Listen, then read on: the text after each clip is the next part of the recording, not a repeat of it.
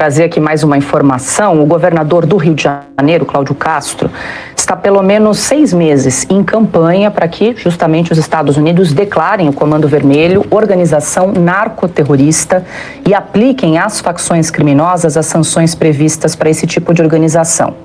A informação é do jornal O Globo. No início de 2025, o governo do Rio entregou à Embaixada dos Estados Unidos no Brasil um relatório em que lista o que seriam os benefícios da mudança de classificação.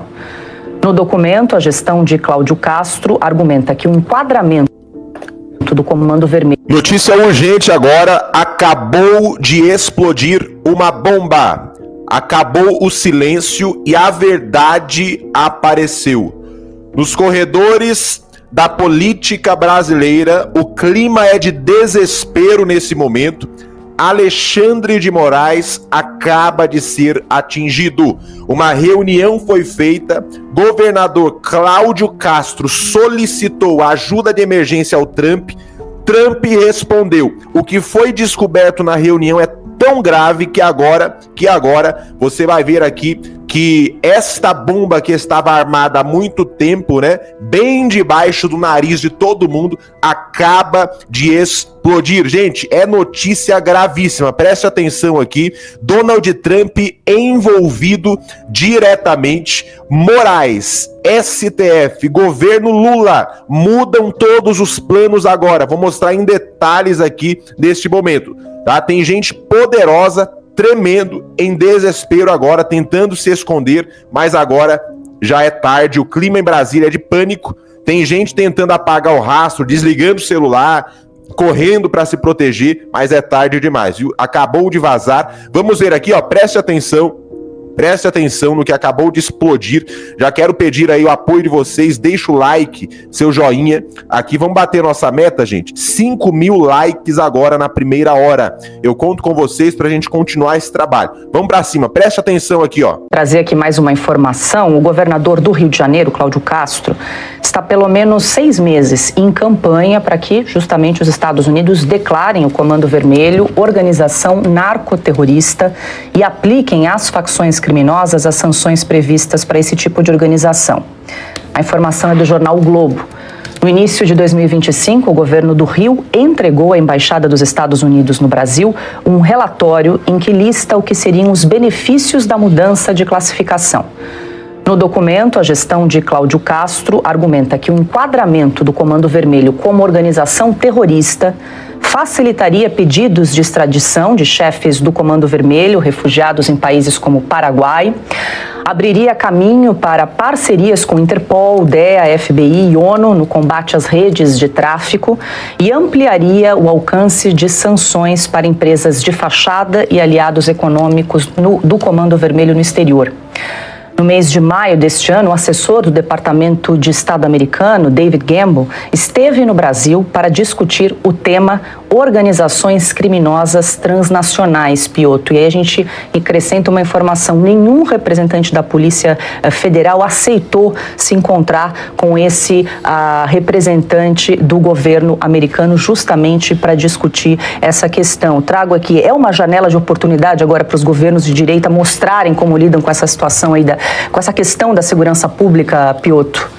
É assim, e vou retomar um ponto anterior. Por que o governo do Rio recorreu, por exemplo, tomando pelo valor de face essa informação publicada pelo jornal o Globo, aos Estados Unidos? Porque ele não vê esse tipo de possibilidade dentro do governo brasileiro. Ninguém vai recorrer a uma nação estrangeira se ele vê exatamente estratégia e política de combate à insegurança pública, à violência, a facções criminosas, a organizações terroristas do seu próprio país. O governo federal já disse por mais de uma vez, e eu estou falando do governo Lula, que não quer classificar essas facções criminosas no Brasil como organizações terroristas. Já disse isso. Talvez mude de opinião, mas por enquanto não. Por enquanto é esse o entendimento. Aí eu recorro, por exemplo, ao que disse num dos tweets aí, dos posts no X do Gilmar Mendes, que você mencionou, Paula. Aí diz assim, veja o discurso, toma cuidado com esse discurso, que é um discurso bem já sacado, né? Em abril de 2025, diz aqui o Gilmar Mendes, o ministro do Supremo Tribunal Federal, a Corte, referindo-se ao STF, foi além e determinou que o Estado do Rio de Janeiro apresente um plano de reocupação dos territórios dominados por facções e milícias, com a presença permanente de serviços públicos como educação, saúde, moradia e assistência social, de modo a devolver às comunidades segurança e a dignidade negadas pelo abandono estatal. Fecha aspas. Como é que você vai colocar escola, como é que você vai colocar serviço público essencial à população se quem manda é o morro? Se quem manda é o traficante que está lá no morro? Foi uma agência bancária lá. Exatamente, um serviço público não entra lá sem pedir a autorização do traficante. Então, quer dizer, as coisas são feitas por etapas. E eu vou fazer uma comparação aqui, que eu sei que pode ser grave, mas a lógica é a mesma. Você primeiro tinha que desocupar a Europa dos nazistas para depois recuperar a Europa. Não dá para fazer as duas coisas ao mesmo tempo. Por isso que houve o dia D. Foi uma incursão militar gigantesca, planejada de forma muito competente, tanto que foi bem sucedida.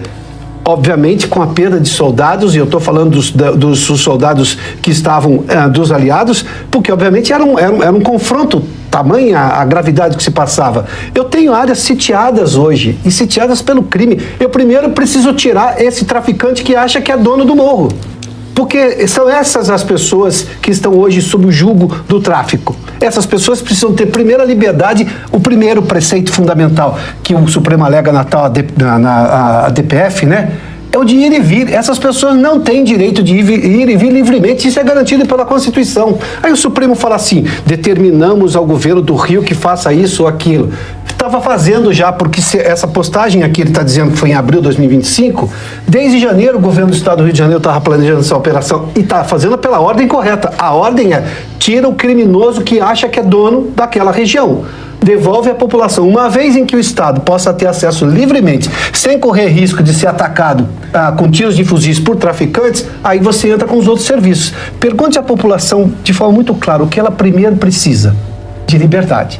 Porque ela não tem essa liberdade quando ela está sitiada por um traficante que impôs barricadas dizendo que aquele terreno é do tráfico e não do Estado brasileiro, e tampouco daquelas pessoas que vão lá. Depois, sim, claro, é preciso continuar. Então esse discurso de sociólogo de quinta categoria não convence quem é a vítima, e a vítima são aquelas pessoas que estão lá. O governo do Estado do Rio de Janeiro começou por onde tem que começar. Primeiro desocupa, primeiro tira o traficante de lá. Tira a influência do tráfico e devolve as pessoas. Depois vem uma série de serviços, claro, como todo mundo tem direito, até por uma questão constitucional. Diga, Augusto. Olha aqui, eles, a Polícia Federal, a polícia divulgou detalhes muito importantes, né? Eles já são removidas aí toneladas de barricadas todo dia. A barricada, ela determina, ela não diz hoje mais apenas, né, olha, não entra aqui o caveirão, a partir daqui, não, dali para frente a área é uma zona de exclusão controlada pelos bandidos, sim, pela organização criminosa e não mais pelo Estado brasileiro. Não há vestígios do Estado brasileiro dali para cima. Então, eles cobram por serviços, vivem da ocupação territorial. São donos. Então, o governo brasileiro, o governo federal não entende que é preciso, primeiro, reanexar aquilo ao mapa do Brasil de verdade. Recuperar o controle sobre isso. Um governador faz uma operação dessas, começa a sofrer represálias. É um absurdo ele poder revelar, por exemplo, que pediu 2 vezes a cessão daqueles blindados que a Marinha tem lá no Rio e foi negado. Não pode usar isso aí. Os bandidos usam o que quiserem, repito, até drones. Em vez de se preocupar com a bandidagem, eles se preocupam com os bandidos que morreram. Como é que pode? Vocês, é o seguinte, eu não estou sendo cruel, não, estou constatando. Quando alinharam aqueles corpos dos mortos, apareceram lá já quase seminus, mas eles estavam vestindo roupa do exército, vários deles. A população que contempla aquilo lá, não vi ninguém desesperado, ninguém chorando ali, porque eram bandidos que controlam o morro. Não tem nada a ver com os moradores honestos. Claro. E você tem uma maioria imensa de moradores honestos querendo trabalhar e sendo subjugados de todas as formas por esse bando. E aí os jornais apresentam como o quê? A operação mais letal. A operação da Normandia deve ter matado gente pra burro. Pois é. E ninguém ficou lamentando a morte dos alemães que resistiram. Você tinha que invadir aquilo para que a França voltasse a ser livre, para que o mundo ocidental recuperasse o território conquistado pelos nazistas. Aqui, eles tinham uma operação letal. Para mim, não. Para mim foi a operação mais vigorosa. Não tem nada de letalidade. Agora a imprensa, ela vai nessa. Letal, morreram civis, morreram moradores, nenhum. Estão apresentando as capivaras dos caras. O ministro Alexandre de Moraes devia se contentar com a capivara. Pô, é desse tamanho? Tá bom, então fazer o quê com uma coisa dessas? Não. Vai, o Boulos assume o ministério, aí dele diz 1 minuto de silêncio pelos mortos do Rio, pensando em quem? Nos soldados, nos policiais civis que morreram? Não. Pensando nos bandidos. Pois no dia seguinte ele declarou no mesmo dia, declarou que aquele ministério não era dele, era do MTST, que invade terrenos alheios para controlar, é o que faz o Comando Vermelho, são primos. Isso aqui é um completo e absoluto escárnio mesmo, né? O Brasil virou uma várzea. Como vocês viram, operação no Rio de Janeiro, a população celebrou, principalmente aqueles que são afetados diariamente por conta desses terroristas, né? Dessas facções criminosas, bateram palmas e deram um grito de socorro. Finalmente, alguma ação contra facções criminosas aconteceu. E aí, imediatamente, Alexandre de Moraes pega a DPF, aquela DPF que fala sobre as restrições das operações militares e policiais em áreas dominadas pelo tráfico, a DPF que protegeu o narcotráfico no Brasil, e ele basicamente ameaça o governador do Rio de Janeiro, coloca 18 imposições, quer saber congelamento total de provas, quer saber o que foi feito, câmera, e decidiu ir até o Rio de Janeiro para participar de uma reunião onde ele intimou o governador, o prefeito, o secretário de segurança, para ele entender o que está acontecendo. É tipo assim, Alexandre de Moraes é o presidente, é o governador de todos os estados, é o prefeito de todas as cidades, é o ditador do Brasil. Isso por si só já é um escárnio. Mas aí ele vai para o Rio de Janeiro para poder resolver a situação, e ele censura a imprensa para falar sobre o conteúdo do que foi debatido na reunião. Esse trecho que saiu agora, cara, é assim,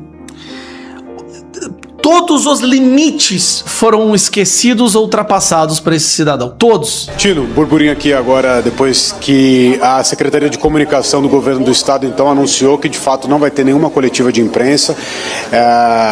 Segundo eles relataram para a gente, o próprio ministro do STF, Alexandre de Moraes, proibiu então qualquer aviso à imprensa ou qualquer comunicação dos próprios secretários aqui da cúpula da Segurança Pública do Rio de Janeiro com a imprensa, que essa reunião está a portas fechadas, a gente já sabia, mas eles atualizaram também o teor da restrição também, foi extremamente restrita essa reunião, nem assessores de comunicação, por exemplo, do governador, do Cláudio Castro, que costumam participar dessas reuniões, puderam entrar. Cara, nenhum assessor de comunicação do governador pôde entrar na reunião. Alexandre de Moraes vai fazer uma reunião ali com 5, 6 pessoas e o que for falado ali dentro, ninguém vai poder saber. Não, o princípio principal assim, de uma democracia é a transparência. Primeiro que o Alexandre de Moraes nem sequer deveria estar lá. Isso não é da alçada da Suprema Corte decidir sobre operações policiais contra o narcotráfico. Cara, tá tudo errado. errado. Delegados da Polícia Civil também ficaram de fora. Meu Deus, cara, os delegados da Polícia Civil estão de fora. Que vieram até aqui os delegados da DRE, que encabeçou inclusive a mega operação da semana passada, delegado da CORE, também o comandante do BOP também estão aqui. Cara, nem o comandante do BOP, nem o comandante das tropas que fizeram a operação puderam participar. Mas não puderam entrar, ficaram do lado de fora, só entraram mesmo, então, o governador, além do ministro do STF, Alexandre de Moraes, e também os secretários, né, o secretário de Segurança Pública, da Polícia Civil e da PM, e mais uma pessoa também, que é o Procurador-Geral do Estado, o Renan Miguel Saad. Então, essa reunião está extremamente restrita, portas fechadas, e ao que tudo indica aqui, a gente vai saber muito pouco do que saiu, né, e qual foi o teor também dessa reunião, o que eles conversaram ali entre governo do Estado e ministro do STF. A operação mais exitosa que já teve contra o crime organizado. Alexandre de Moraes vai lá, basicamente cria condições para que nenhum outro governador repita essas operações, manda pegar todas as provas e vai lá no Rio de Janeiro e determina que o governador tem que sentar com ele. Cara, como que o Brasil se deixou chegar nesse ponto? 41 senadores já assinaram o pedido de impeachment dele e o trem não avança, a situação não avança.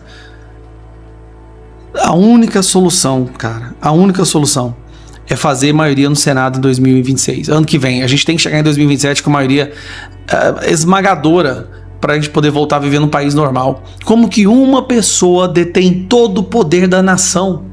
É impressionante. E tudo que eles perdem no Congresso, vai lá alguém pedir pro Moraes e ele na canetada derruba tudo. Cara do céu, como que a gente chegou nisso? A imprensa foi censurada. A imprensa achou que ficaria só na direita. Escuta, censura nunca sacia o apetite. A imprensa achou que ficaria só na direita, só com comunicadores, agora está sendo a imprensa censurada. Bolsonaro não pode dar entrevista, Felipe Martins não pode dar entrevista, mas se prendeu hoje o chefe do PCC, ele faz uma coletiva de imprensa. E a rede social desse pessoal do narcotráfico tá tudo funcionando perfeitamente, mas a do Bolsonaro, do Felipe Martins e do Nelson Silveira não. E é assim que a esquerda age. Seja nos Estados Unidos, seja no Brasil. Monitoramento ilegal, processo politizado, condenação fajuta. Esse é o modus operandi desses caras que juraram proteger a democracia, as suas liberdades. Eu já falei isso várias vezes. Quem acompanha o Paulo Figueiredo Show há mais tempo sabe. O que acontece nos Estados Unidos e no Brasil são espelhos. O do Brasil é um espelho sujo, mas ainda assim é um espelho. O que vai me levar ao ponto que nós temos aqui, por exemplo, iniciativas como a do governo Lula, da plataforma do respeito. Já viram isso? A plataforma do respeito, que é um sistema de inteligência artificial que está te monitorando nesse exato momento, procurando o quê? Conteúdo que seja identificado como anti-LGBT, para que, caso seja encontrado, você seja processado criminalmente. E o mundo está de olho nisso. Aliás, essa plataforma do governo Lula foi denunciada pela Alliance Defending Freedom, a ADF, que é uma organização americana que desmontou a farsa por trás da história de que é uma ferramenta para promover a tolerância e não algo para te monitorar e te punir. Segundo, vejam, eu estava falando de um escândalo nos Estados Unidos, agora estou falando de um escândalo no Brasil sendo desmascarado por uma ONG americana. Segundo a ADF, essa plataforma do governo Lula foi construída em parceria entre uma ONG chamada Aliança Nacional LGBTI+, e o Ministério dos Direitos Humanos. E o que ela faz na prática é escanear sites, blogs, páginas de jornais, perfis de parlamentares em busca de conteúdo problemático. Conteúdo problemático. Lembram lá da desordem informacional que eu falei na terça e repeti hoje? Essa IA detecta mesmo ironia e sarcasmo. Vai quebrar comigo, né? Então nem piada você pode fazer. E aí depois que ela detecta esse conteúdo problemático, o que se segue é um processinho com você, contra você, com imagens e vídeos sendo utilizados como evidência.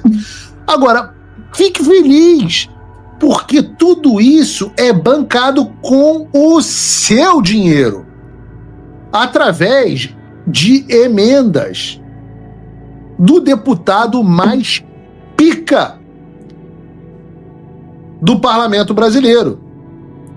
300 mil reais de emendas parlamentares do Érico Hilton ou Felipe Santos Silva. Tem um sistema avançado de inteligência artificial monitorando o que o Marcinho VP está falando no Instagram? Não!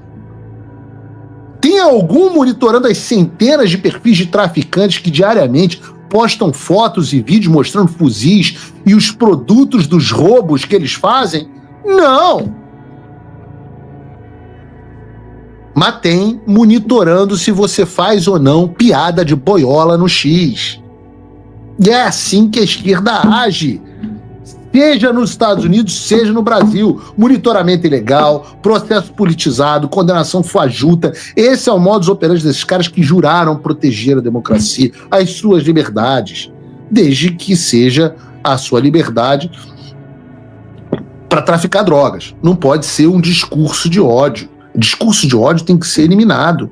Tipo, discurso de ódio, tipo defender a família, defender a polícia militar, os fetos contra o aborto. Essas coisas radicais da gente. Da extrema direita. Nós somos a extrema direita. E se eu não falo esse troço no Paulo Figueiredo Show, você vai ouvir aonde, meu filho? 40 e tantas mil pessoas nos assistindo aqui. Se você não ouve isso no Paulo Figueiredo Show, você vai ouvir onde essa história? Não vai sair na Globo, não vai sair na Folha, você nunca vai ouvir falar desse troço. Essa semana, cara, é uma semana que... Nossa Senhora. A casa caiu e o barulho chegou longe. Segundo informações, o governador do Rio teria feito um apelo direto a Donald Trump após descobrir um suposto esquema envolvendo o ministro Alexandre de Moraes durante uma reunião de bastidores. A revelação acendeu o pavio da crise e promete estremecer os alicerces do poder em Brasília. Nos corredores do Planalto, o clima é de pânico. Fala-se que gravações, anotações e testemunhos estão prestes a vir à tona e que o intocável começa a perder o controle do tabuleiro. O pedido de ajuda a Trump seria o sinal mais claro de que o jogo político brasileiro ultrapassou fronteiras e agora o embate é global. Se essa bomba se confirmar, será o divisor de águas que muita gente esperava. O povo quer respostas, transparência e coragem para enfrentar o autoritarismo de toga. A verdade está prestes a explodir, e quem sempre mandou vai ter que explicar. Espalhe essa notícia, comente, compartilhe e ajude a romper o silêncio. Juntos, somos a resistência que não se cala.